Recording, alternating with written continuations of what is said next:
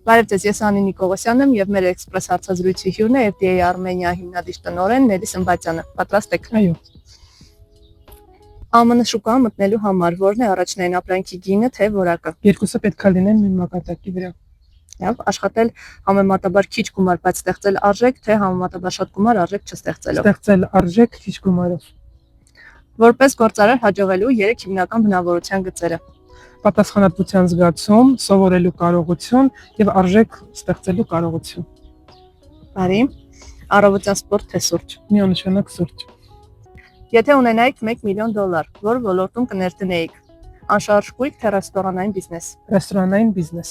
Իսկ ռեստորանային բիզնես թե մանկական զվարճանքի կենտրոն։ Մանկական զվարճանքի կենտրոն։ Իսկ մանկական զվարճանքի կենտրոն թե արտադրություն։ Արտադրություն։ Ձեր ամենասիրած տոնը։ Սուրճ ծնունդը։